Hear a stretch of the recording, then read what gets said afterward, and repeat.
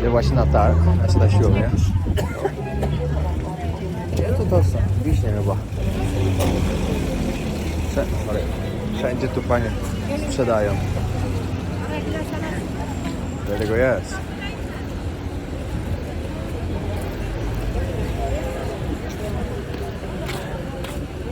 Wczoraj też były, ale nie aż tyle. Chyba, że wczoraj byłem później po prostu.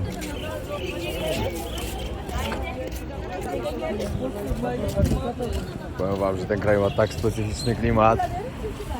Naprawdę. Nie byłem jeszcze w takim, ale bardzo mi się podoba. Bo ludzie tu są bardzo mili i przyjaźnie nastawieni dla mnie. Mam malinki. Ile tego wszystkiego tu mają.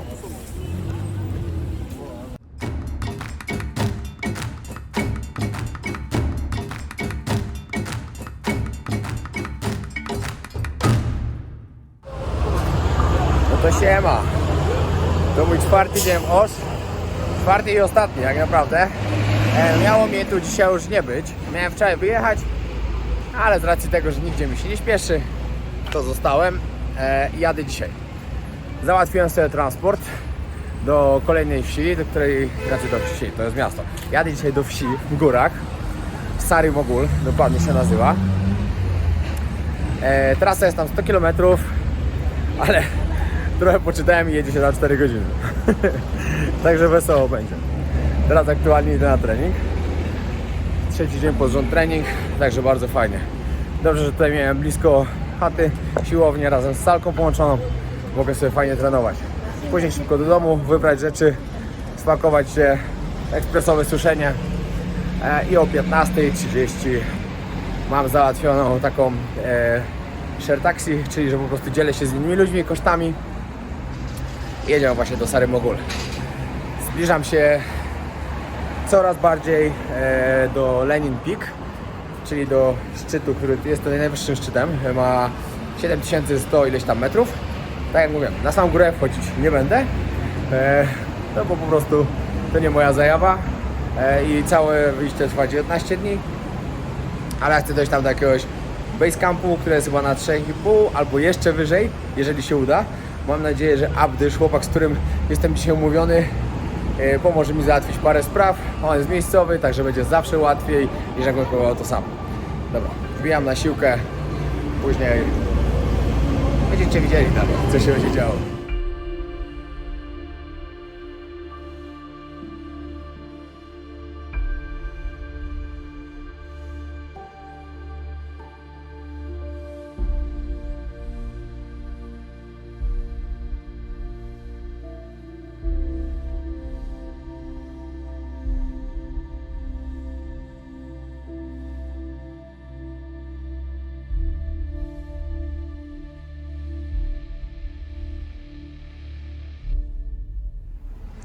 Niby Kirgistan, a patrzcie jakie auto. Droższego to tu nie widziałem. Pewnie jakieś mafiozy. Inaczej tego nie widzę. Właśnie sobie sprawdziłem ceny. Wiedziałem, że to jest niesamowicie drogie auto. I ceny wahają się między 300, 400, a nawet i ponad 500 000 euro. Za takiego Brabusa G63 chyba to tutaj. Sami sobie odpowiedzcie, czy to może być. Ej, właśnie sprawdziłem pogodę, jaka ma być w tej wsi, do której jadę, Stary Mogul. To jest tylko 100 km stąd. Teraz jest 32 albo 33 stopnie tutaj. Ogólnie już to jest bardzo ciepłe jak nie jest, no. A tam ma być 14, w nocy 7. Ja pierwsze. No. Wczoraj się śmiałem właśnie z bratem, że w pierwszy dzień narzekałem, jak tu jest gorąco, a później przez 2 dni padało. To teraz nadchodzi trzeci dzień. Zimna. Obiecuję, że już nie będę narzekał. Ja. Nie wiem, czy jestem przygotowany na takie temperatury, ale parę dni tam posiedzę. Tak mi się wydaje. Zobaczymy na miejscu. No i przyszedł dzień, że znalazłem właśnie koninę. Chciałem spróbować bardzo. Parę osób mi pisało, że jest bardzo dobra. Także tak, dostałem samsę z mięsem, do tego ryżyk, do tego kwas chlebowy, nie, kwas chlebowy? No, chyba tak się mówi. I do tego szaszłyki. Jeden z koniny, drugi baranina i jeszcze czekam na kurczaka. Także zaraz Wam powiem, jak smakuje, bo sam jestem ciekawy. Dobra, sprawdzimy. Jestem tak ciekawy tego mięsa.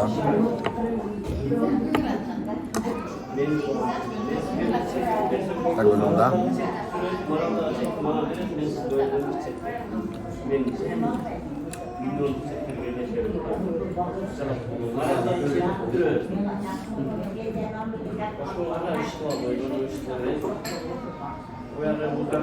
Bardzo dobre. Smakuje mi. No i jeszcze przede wszystkim jest dobrze doprawione. Bo jest tyle przypraw na nim. Bardzo dobre. Dobre było. Sam sobie wziąłem na wynos, bo już nie miałem jak zjeść. Pomyślcie, za to wszystko, co tam miałem na talerzu. O, jak lata w środku to mięso. Za to wszystko, co tam miałem na talerzu, zapłaciłem 18 zł. I tylko dlatego tyle, że ten szaszłyk właśnie chyba z koniny kosztował 8. To jest naprawdę tak tanio, a jedzenie jest tak pyszne. Jestem zachwycony ich kuchnią, naprawdę. Jak na razie nie jadłem tu jeszcze nic, co by mi nie smakowało. I wiem, że pewnie parę osób się oburzy w komentarzach, jak ja mogłem zjeść koninę. Normalnie. To tutaj to jest normalna rzecz. Pamiętajcie, tak jak u nas się je świnie, a tutaj się jej na przykład nie je. A w Polsce to jest normalne. Także wiecie, co kraj, to obyczaj. A ja jeżdżę i próbuję, bo lubię próbować. O to właśnie chodzi w podróżach, żeby jeździć, próbować smaków, których nie ma w Polsce. Znaczy, wydaje mi się, że koniny można zjeść w Polsce. Nie wiem, ja nigdy nie miałem okazji. No ale przypuśćmy inne rzeczy. To tam w Polsce nie zjecie. Dlatego jak się podróżuje, trzeba próbować. To jest najgorsze, jak się chce trzymać jakąś dietkę, nie ma szans. Dlatego ja w podróży nigdy żadnej diety nie trzymam. Bo mi się nie da po prostu. Czy ktoś mi powie, dobra, da się. No może się da, ale wtedy bym nie mógł próbować tych pysznych rzeczy wszystkich. No. Idę właśnie do hotelu, mam jeszcze godzinkę, podładuję sobie telefon. No i jadę dalej. Plecak spakowany. Nie wiem jakim cudem, ale wszystko tam zmieściłem. Także się bardzo cieszę. Nie muszę łazić z 2 plecakami. W 50 litrach. Wcześniej w podróży miałem ciężko się w 70 zapakować. Teraz jeszcze z namiotem, śpiworem. Weszło w 50. Także dobrze. Zaczynam się coraz lepiej pakować. A to jest duży plus. Idę teraz w miejsce, gdzie się umówiłem z kierowcą. Tak jak mówiłem, biorę taką dzieloną taksówkę z innymi ludźmi, żeby było taniej. Ma mi to dać niby za 400 somów, ale za ile da, to się okaże. Pewnie się będzie trzeba targować i kłócić, ale zobaczymy. Jeszcze taka podpowiedź dla Was, jak to jest Was akurat będzie tutaj w Osh. Będzie szukał właśnie takich taksówek współdzielonych z innymi pasażerami, to tutaj właśnie pod tym mostem koło targu się je bierze i tak samo tutaj koło targu też odjeżdżają te marszrutki, jakby ktoś chciał po prostu busikiem tam pojechać. Ale podobno taksa współdzielona wychodzi tyle samo, a jest lepiej. Здравствуйте. Я не знаю русский язык. Я хочу поехать tu Stary Mogul, nie? Okej. Spasibo. Tą Hondą z tym panem będę jechał właśnie. Jest afera, no żaden nie chce innego puścić i się kłócą. Skolka 400, okej. Pakujemy auto i zaraz ruszamy. Obstukałem miejsce z przodu przy kierowcy. Ale dobrze. Przynajmniej będę miał ładne widoki, bo podobno trasa jest tutaj piękna, jak się jedzie po drodze tam. Przed chwilą na jednym fajnym blogu przeczytałem, taka dziewczyna z chłopakiem tam pisali, że byli właśnie tam w Stary Mogul i dodatkowo policja się na mnie patrzy. I dodatkowo właśnie wzięli tam konie i na 3-dniową wycieczkę pojechali tam do pierwszego base campu, który jest na 3500 metrów. Później pojechali na jakąś przełęcz podróżników, która jest na ponad 4000. Ogólnie 3 dni trwała trasa, spali tam w jurtach. Nie mówcie, że mnie wyrzuci zapali. Nie, no proszę, nie. Tutaj będą najlepsze widoki. O, gdzie no to? Zarobiście. No i wydaje mi się, że właśnie wezmę sobie taką wycieczkę. Albo się jedzie ze swoimi namiotami, albo można gdzieś tam w jurtach spać, podobno tych takich, tych takich, wiecie, tych namiotach, które są takie, jak to mam powiedzieć, to plemiona nomadów właśnie rozkładali, czyli nomadzi to są ludzie, którzy cały czas się przemieszczają po prostu, składają, dalej rozkładają i w takich namiotach tam można też właśnie spać. Czy będę spał w swoim namiocie, który będę miał za darmo, czy tam od nich, który tam kosztuje chyba 1000, czyli jakieś 50 zł, to się okaże, wszystko zależy od temperatury, jaka będzie. Jeżeli będzie bardzo zimno, biorę ten od nich, jeżeli nie będzie tak aż zimno, śpię w swoim. I też jedna z podpowiedzi, nie wiem czy wcześniej mówiłem, za taką zieloną taksówkę płacę 400 somów, czyli kosztuje tyle samo co marszrutka. Z taksówką wiadomo dużo lepiej, wygodniej, klimatyzacja jest, w busie nie ma. Jechałem ostatnio z lotniska, roztapiałem się po prostu. 400 somów to macie 20 zł, za trasę 100 km, 4 godziny. Już sobie wyobrażam tą drogę. Zaraz ruszamy. Wiecie jaki jest minus zielonej taksówki? To, że się musi całą uzbierać. Czekamy od godziny i jeszcze nie ma całej. Przerwa na stacji. W aucie jest 100 stopni. Ja mówię panu, że klimę włączył, a mówi przecież nie jest ciepło. Chcę wam pogadać, po ile tutaj jest paliwo. To będzie mniej więcej 2,50 za litr. Bardzo tanio.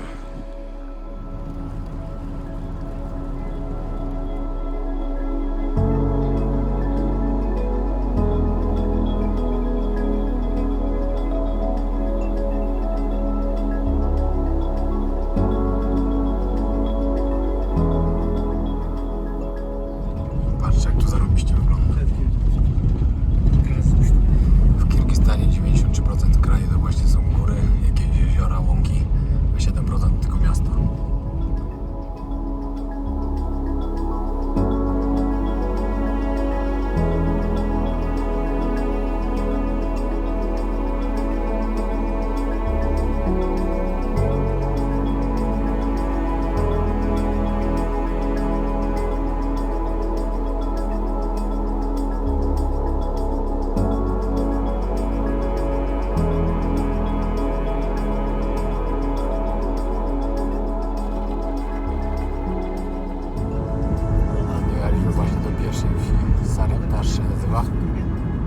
Zobaczcie, jakie tu widoki są dookoła. Pięknie to wygląda. A z tej Sary Mogul to w ogóle jest dużo lepiej jeszcze.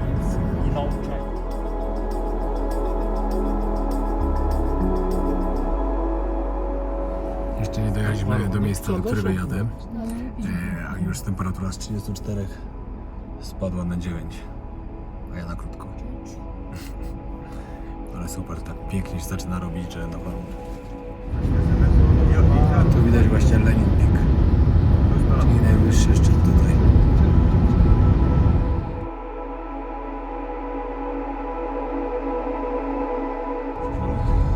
I dojechaliśmy do Sary Mogul.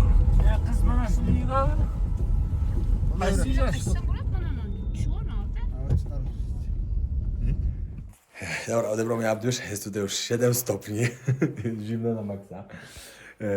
Tu jest mój pokój, zostaję u niego w domu. Powiedział, że tu obok jest taki guest house. W ogóle tutaj w Kirgistanie jest takie fajne, BCT się nazywa. To jest pomoc dla turystów, którzy podróżują. Jest 15 dokładnie punktów w tym kraju. Akurat w tym mieście jest tutaj niedaleko. I oni pomagają w zakwaterowaniu u ludzi w domach właśnie. W różnych wycieczkach i tak dalej. Takie fajne punkty informacyjne dla turystów. Z racji tego, że on tutaj mieszka, on się będzie mną zajmował, to zatrzymuję się u niego. Później mi tam rozłoży coś. Na pewno będzie musiał dać parę kotów, bo nie jest za ciepło. Powiem wam, że jestem w innym świecie. Naprawdę to, co zobaczyłem po drodze, nigdy nie widziałem takiego świata jeszcze. ludzie po prostu żyjący w tych tylko jurtach, tych takich, wiecie, ich namiotach, dzieci małe, po prostu wypasające tam krowy, konie, kozy. No powiem wam, że nie widziałem tego wcześniej. I czytałem na internecie, że niby tutaj już tak jest, że ludzie nie żyją już w tych jurtach, to jest kłamstwo. Ja po drodze widziałem bardzo, ale to bardzo dużo takich właśnie siedlisk, gdzie ludzie po prostu żyją w tych jurtach. Nie wiem, na jakiej stronie to wyczytałem, nie wiem kto to napisał, ale bez sensu, totalnie. Zbieram się teraz do sklepu, póki jeszcze słońce nie zaszło. Znaczy słońce już zaszło, ale jeszcze nie jest ciemno. Idę sobie coś kupić i później do spania. Jutro ruszamy dalej. Zaraz wam pokażę, jak wygląda ta wieś. Tak to wygląda. Zaraz pójdę gdzieś dalej na wieś, to wam pokażę. Toaleta tu na zewnątrz. Że w nocy jak mi się zachce, to mam przerąbane. Ale ten widok gór, chociaż teraz chmury już są, to już tak dobrze nie widać. Ale jak jechaliśmy, pięknie wyglądało. Dotarłem do drugiego miejsca, gdzie poszedłem na śniadanie. Są to ludzie z Izraela, pan ze Szwajcarii, jeszcze chłopak jeden. Oni już zjedli, a teraz właśnie jem kolacyjkę. No i później idę się przejść. Zaczęliśmy rozmawiać o alkoholu, że zrobimy imprezę. I pan właśnie przyniósł, mówi, że kupił gdzieś to mleko, bo się zaczęli kłócić, ile ono ma procent i stwierdzili, że muszą zaraz spróbować. I zaraz zobaczymy. Ja myślę, że to będzie miało około 30 i tak dalej, jak jakiś bimber. A to się okazało, że to nie jest aż takie mocne, ale zaraz będziemy próbować. Robimy imprezkę. Okej, try. Delicious. No, but try several times, just a little bit, and then. First time always it's hard. It starts very nice. Okej, teraz czas na mnie. Spróbujemy tego alkoholu kirgijskiego. To jest zrobione dokładnie z mleka klaczy. Przed chwilą pan powiedział, że to smakuje tak jakby kefir zmieszany z wodą i wódką. Zaraz spróbuję. Maybe little bit. Cheers. Cheers. Cheers. Cheers. Próbuję. I think it was about that the whole day. Yeah. But today it was nice. I drink something like this before. Really? Yeah. With the horse taste? No, in the horse state, but in the Poland we have like, I don't know in the English, but this is like kefir, and this is like kefir with sparkling water. Yeah. Yeah. But I don't feel vodka. I'm from, It's okay. it's not really bad. Nie jest takie złe, ale alkoholu w ogóle nie czuć. Chyba w tym nie ma alkoholu. Chyba oszukują. Teraz patrzcie, jak wygląda toaleta. Tu się elegancko daje dwie nóżki i się robi kubkę. Znaczy ja na szczęście nie muszę, tylko siku. To jest Abdysz, pomaga mi właśnie tutaj. Teraz planujemy całą trasę, którą będę zwiedzał w ciągu najbliższych 3 dni. On jest tu właśnie szefem w CBT. To jest to, co wam mówiłem przed chwilą dokładnie. Czyli wszystko to, że pomaga tutaj załatwić zakwaterowanie, pomaga załatwić jedzenie, tutaj lunch albo kolację, albo śniadanie. Dodatkowo załatwia wszystkie wycieczki. Załatwi wam na przykład konia, albo załatwi wam transport, lub może wytłumaczy, jaką trasę macie iść do basecampu, załatwi wam przewodnika. Wszystko załatwia tutaj. Polecił mi go chłopak, który ma Instagrama Bilet z Podróży. Polecam też. Chłopak zobaczył już ponad 90 krajów. Bardzo ciekawe. Pozdrawiam serdecznie. No i co? I prawdopodobnie będzie tak. Jutro bierzemy... Czekajcie, odwrócę kamerę. Dobra, to jest w ogóle cały ten obszar. Tutaj dokładnie z Lenin Peak. Tutaj jest szczyt. No, ale tutaj wchodzić nie będę. Jesteśmy tutaj w Sary Mogul. Trasą będziemy jechać samochodem. Tutaj tu Bukę Valley. Tu czekają na nas już konie i koniami będziemy 4 lub 5 godzin jechać tutaj, aż do Talpur Kol.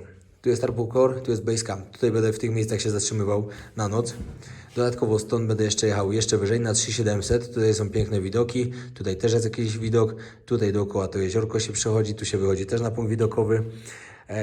Zostaję na noc. Kolejnego dnia idę na Travelers Pass, czyli to jest taki, jak to się nazywa, przełęcz podróżników na 4135 metrów i to będzie najwyżej, gdzie wyjdę, już wyżej wychodzić nie będę. No i będę wracał i wszystko zależy od tego, jaka będzie pogoda. Jutro ma być piękna pogoda, na pojutrze zapowiadali deszcz, mam nadzieję, że się zmieni, bo chciałbym tam ogólnie zostać jakieś 2 noce, 3 dni, żeby tam potem podróżować i później stąd konie już zabierają, koniami będą wracać sami, żebyśmy nie musieli znowu pokonywać tej trasy, będzie czekał na mnie samochód i wracam z powrotem i jadę dalej w trasę. Dobra, moje łóżko gotowe. No tak, nawet też tutaj będzie spała chyba. W tym, co tam byłem wcześniej, w tym domu, no to oni wszyscy też prawdopodobnie śpią w takim pokoju, bo to jest wszystko organizowane tu przez takie biuro. I właśnie Ai wróciła z tego obozowiska Basecamp, do którego się wybieram jutro. I mówi, że jest tam tak okropnie zimno, że nie chciała tam nawet na noc zostać. Specjalnie wróciła. Jacyś tam jej turyści, z którymi tam poszła, zostali. To mówi, że zaczęli pić wódę, bo było tak zimno. Bo tam się śpi w takiej jurcie. In the Basecamp they sleep in the yurt, yeah? Oh. And there is very cold, yeah? No, słyszeliście. Tak w ogóle jutro ma być ładna pogoda, także jutro się będzie fajnie jechało, ale pojutrze ma podobno padać cały dzień. I zastanawiam się właśnie, jak to najmądrzej zrobić, żeby później cały dzień jeden nie wracać w deszczu.